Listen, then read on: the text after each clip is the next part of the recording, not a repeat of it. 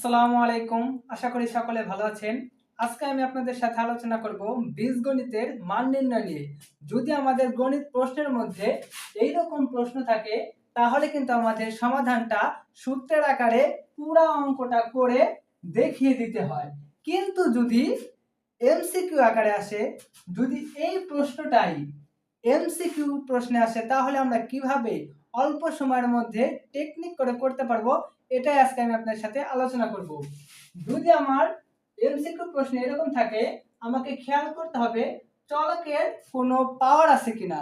যেহেতু এখানে চলকের উপরে কোনো পাওয়ার নাই আর চলকের মান দেওয়া আছে 3, তাহলে আমরা 3টা আগে নিই।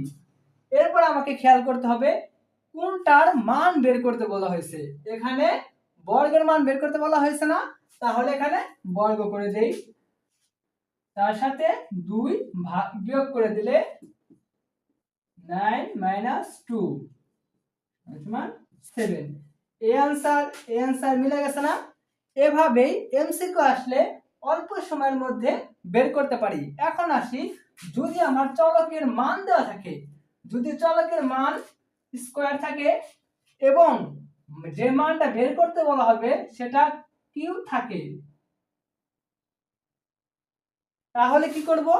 তাহলে একই ভাবে, যেহেতু এখানে আমার চলকের মান আর এখানে যে মানটা বের করতে বলা হয়েছে, এখানে কিউ করে দেব। বুঝতে পারছেন ইনশাআল্লাহ?